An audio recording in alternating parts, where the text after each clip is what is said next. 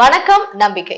சில விஷயங்கள்ல நம்ம பார்க்கும்போது இது பயங்கர ஆச்சரியமா இருக்கு, இது என்ன மேஜிக் மாதிரி இருக்கு அப்படின்னு யோசிப்போம். பட் அந்த மேஜிக்கு பின்னாடியும் ஆச்சரியத்துக்கு பின்னாடியும் லாஜிக் சயின்ஸ் அப்படின்றது நிச்சயமா இருக்கும். அப்படிப்பட்ட அறிவியல் பூர்வமான உண்மைகளை தான் நம்மளுடைய ஒய் வாட் ஹவுஸ் சீரிஸ் மூலமா பார்த்துட்டு வரோம். அந்த வகையில இன்றைக்கும் நிறைய தெரிஞ்சுக்கலாம். அறிவியல் பூர்வமான தகவல்களை நம்ம கூட பகிர்ந்துக்கிறதுக்காக மூத்த பத்திரிகையாளர் திரு திருஞானம் சார் அவர்கள் வந்திருக்காங்க. சந்திக்கலாம்.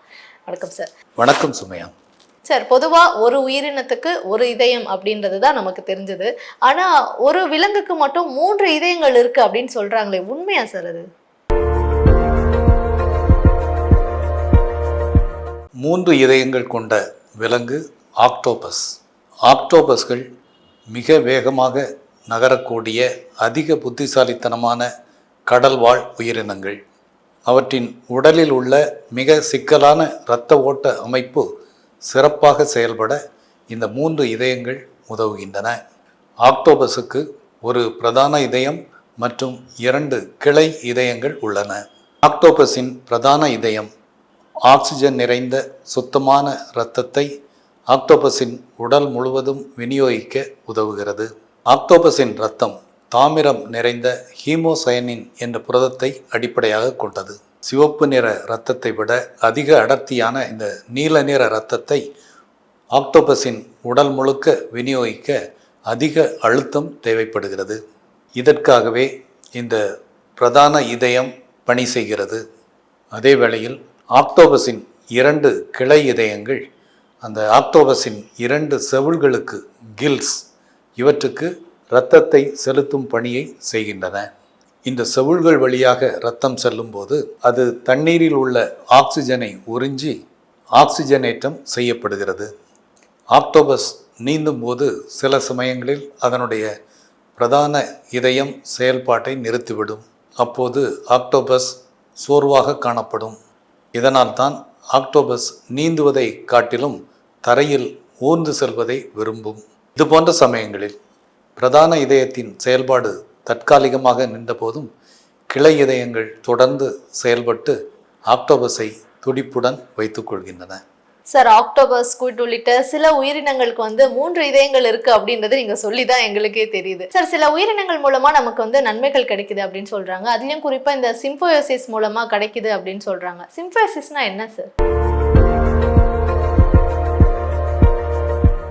சிம்பயாசிஸ் என்பது 2 வெவ்வேறு உயிரினங்களிடையே ஏற்படும் நீண்டகால பரஸ்பர உறவு. இது இயற்கையின் ஒரு அதிசயம். இதற்கு பிரபலமான உதாரணம் clown fish and sea anemone இவற்றுக்கிடையிலான பரஸ்பர நட்பு. ஃபைண்டிங் நெமோ என்ற திரைப்படத்தின் மூலம் இந்த நட்பு உலக புகழ் பெற்றது. எவ்வாறு செயல்படுகிறது?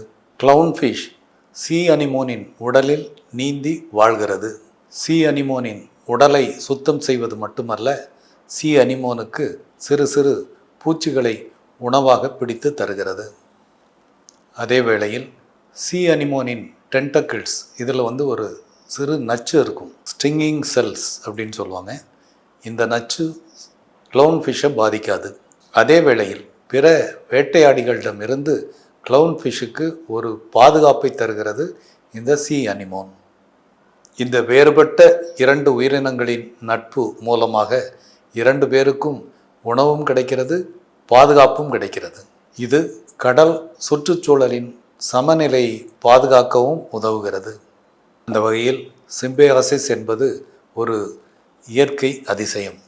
2 வெவ்வேறுபட்ட உயிரினங்கள் ஒன்றுக்கொன்று உதவி நீண்ட காலமாக ஒருங்கிணைந்து வாழும் ஒரு அதிசயம்தான் சிம்பயாசிஸ். சிம்பயோசிஸ் எப்படி பயனுள்ளதா இருக்கு அப்படின்றத ரொம்ப தெளிவா எங்க கூட பகிர்ந்துக்கிட்டீங்க சார். சார், இந்த பூமியில முதலா தோன்றிய உயிரினம் எது? அது எப்படி தோன்றியது சார்? அறிவியல் ஆய்வுகளின்படி பூமியில் தோன்றிய முதல் உயிரினங்கள் ப்ரோகாரியாட்டிக் செல்ஸ். இந்த எளிய ஒற்றை செல் உயிரினங்கள் 350 கோடி ஆண்டுகளுக்கு முன் பூமியில் தோன்றியதாக கணக்கிடப்பட்டுள்ளது. பூமி தோன்றி சுமார் 450 கோடி ஆண்டுகள் ஆகிவிட்டன. சுமார் 350 கோடி ஆண்டுகளுக்கு முன் இந்த ஒற்றை செல் உயிரினங்கள் தோன்றியதற்கான சில படிம ஆதாரங்கள் கிடைத்துள்ளன. வேதியியல் பரிணாமம் மூலமாக இந்த முதல் உயிரினங்கள் தோன்றியதாக அறிவியலாளர்கள் கருதுகின்றனர். சுமார் 400 கோடி ஆண்டுகளுக்கு முன்பாக பூமியின் வளிமண்டலத்தில் கார்பன் டை ஆக்சைடு, நீராவி, அம்மோனியா, ஹைட்ரஜன் போன்ற வாயுக்கள் நிரம்பியிருந்தன. எரிமலைகள், புற ஊதா கதிர்கள், மின்னல் போன்றவற்றின் தாக்கம் காரணமாக இந்த வாயுக்கள் ஒன்றுக்கொன்று வினைபுரிந்து அமினோ அமிலங்கள் மற்றும் நியூக்ளியோடைட்ஸ் போன்ற எளிய கரிம மூலக்கூறுகள் முதலில் உருவாயின. இந்த எளிய கரிம மூலக்கூறுகள் ஒன்றாக பிணைந்து தன்னைத்தானே பிரதி செய்து கொள்ளும் செல்ஃப் ரெப்ளிகேட்டிங் RNA, DNA போன்ற சிக்கலான மூலக்கூறுகள் அடுத்து உருவாகின. பின்னர் இந்த சிக்கலான மூலக்கூறுகளை கொழுப்பு சவ்வுகள் சூழ்ந்து உயிரின் அடிப்படை அலகான முதல் ஒற்றைச்சல் உயிரினம் உருவானது. இந்த எளிய ஒற்றைச்சல் உயிரினங்களான புரோட்டோசெல்ஸ் பல லட்சக்கணக்கான ஆண்டுகளாக பரிணமித்துதான் இன்றைய பாக்டீரியாக்கள் போன்ற நுண்ணுயிர்களாக பரிணமித்தன. பல லட்சக்கணக்கான ஆண்டுகளாக நடைபெற்ற வேதியியல் பரிணாமத்தின் மூலமாகவே உலகின் முதல் ஒற்றைச்சல் உயிரினம் உருவானது. ஃபைன் சார், இன்றைய ஒய் வாட் ஹவுஸ் சீரிஸ் ஆச்சரியமான அறிவியல் உண்மைகளா இருந்தது. Thank you so much sir. நன்றி சுமையா.